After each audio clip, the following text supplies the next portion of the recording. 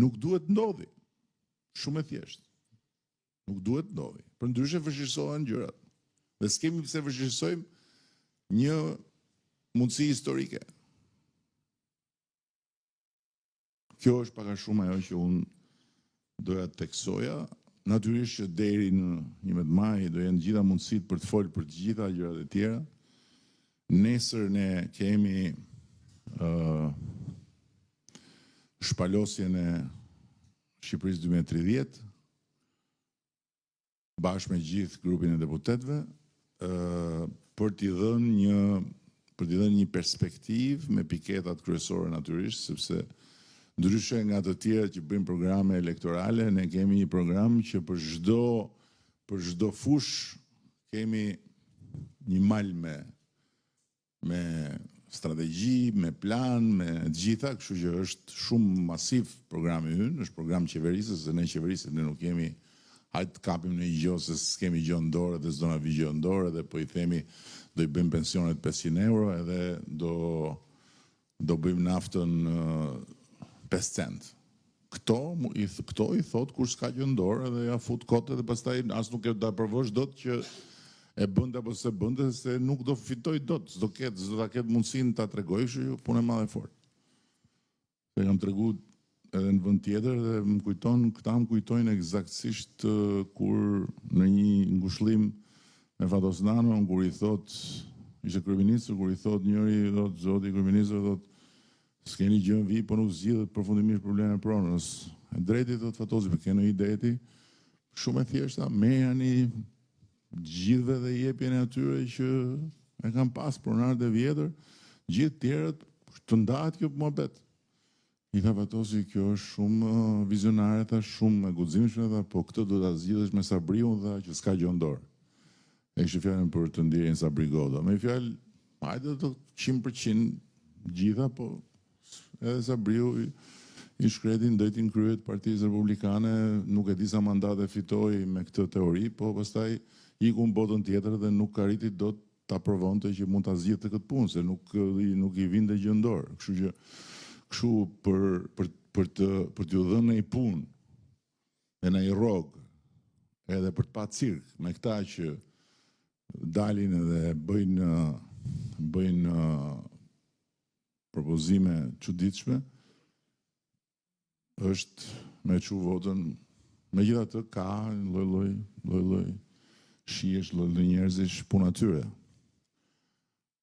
E rëndësishme është që të gjithë merren me ne, të gjithë s'lën gjë pa thënë për ne, të gjithë na tregojnë ne me gisht, madje kanë dhe një paturpsi tjetër shumë të madhe që na tregojnë ne me gisht për punët që po bën drejtësia.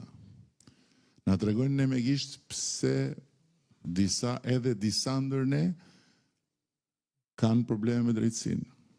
Ndërkohë që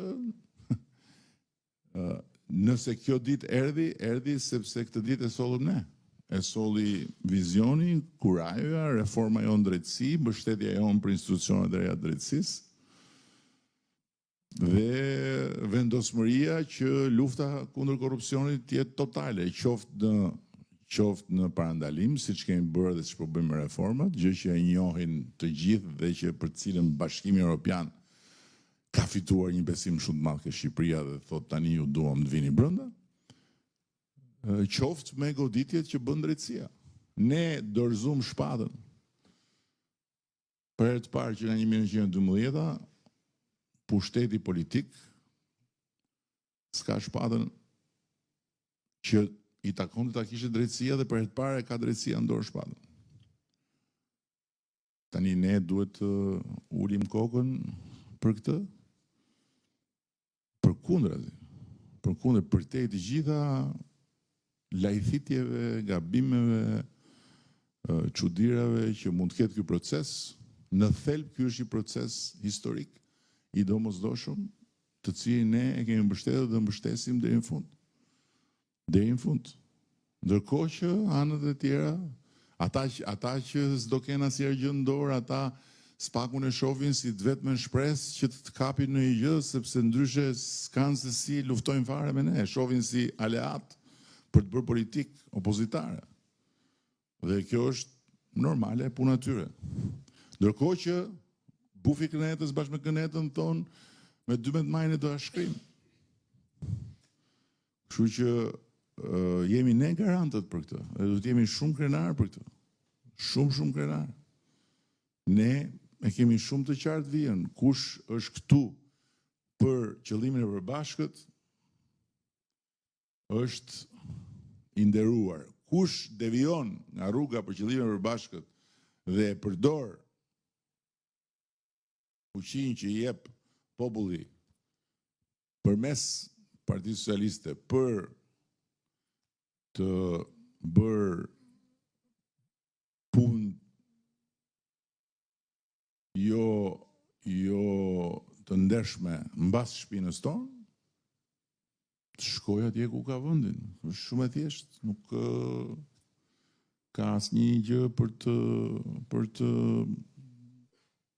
pasur dyshime dhe dilema. Por kjo është një propagandë e vazhdueshme, bum. Gjithsesi,